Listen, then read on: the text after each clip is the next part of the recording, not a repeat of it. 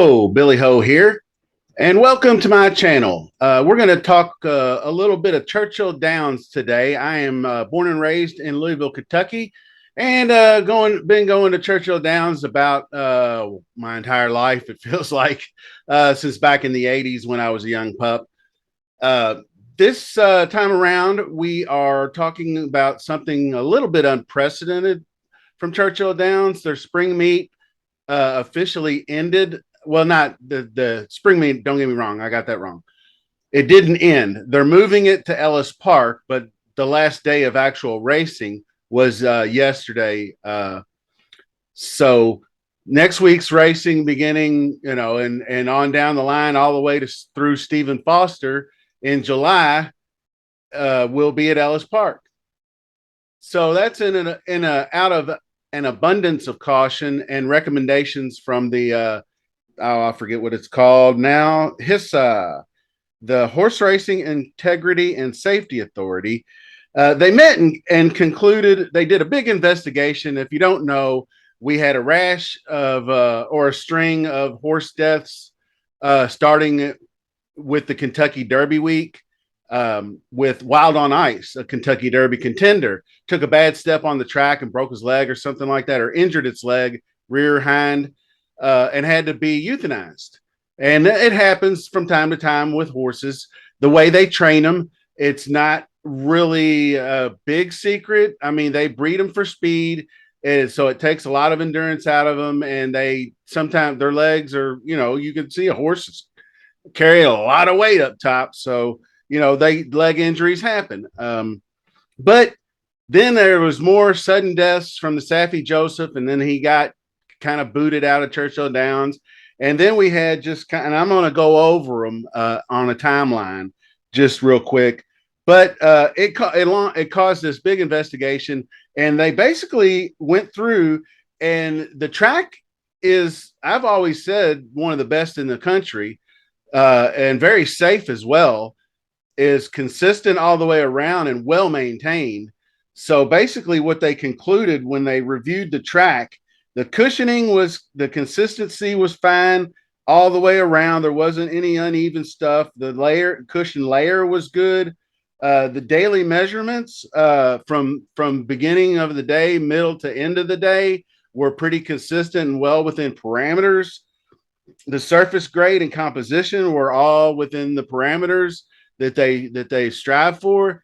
And they ultimately concluded there was not really a pattern to these deaths, and they were of different varieties, and I'll go over them here in just a second.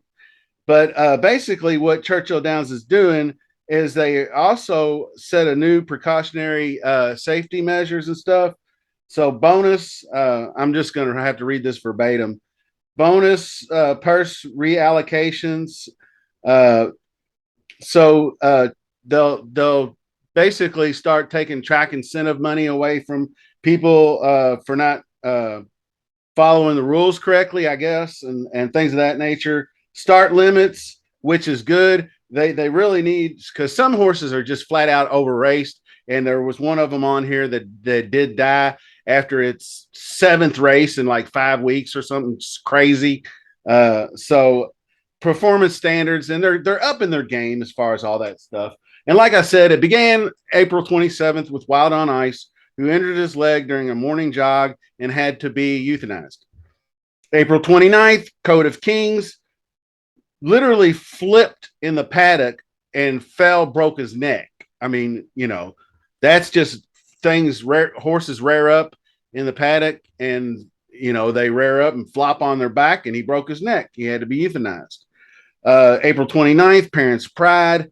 That was opening night race. The horse was racing on the turf when she collapsed and threw her rider while being eased up. So the rider must have noticed something wrong. So the horse basically broke down. That's what they call that. May 2nd, Take Charge Brianna, chasing Artie, both right foreleg for Brianna.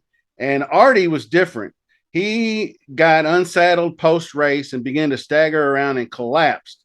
And basically what they call agonal, I think that's how you pronounce it, an unresponsive. It's basically gasping for breath, and the horse couldn't catch his breath, and a lot of times that's from a heart attack, most likely, or a stroke, something like that. So Chloe's Dream, Freezing Point, serious leg injuries. The one that got me was Bosque Redondo, May 13th. After being evaluated, the horse was transported to a Lexington clinic, further diagnostics, where it was later reported that he was euthanized due to his injuries and poor prognosis for recovery. So I kind of call that one a little bit unclear. Um, Rio Moon, Swanson Lake, Lost in Limbo, Kimberly Dream, all different front leg catastrophic injuries on track. And which is all this is very alarming, but there is no pattern to it. It's this the horses get injured a lot.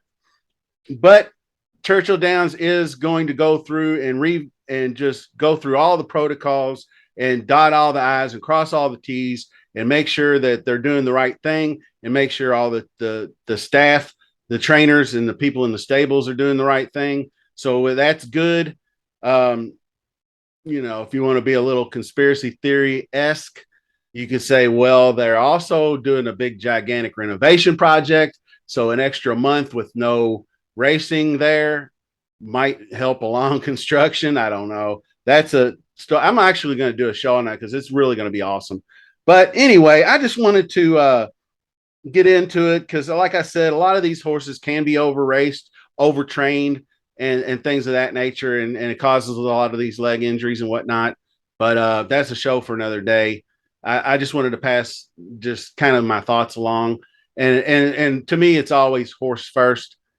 Take care of the horses, and if they need to mandatory, just get maybe a better crackdown with the vets and whatnot, then absolutely do so. So until the next time, this is Billy Ho signing off. See you soon. Thanks for watching.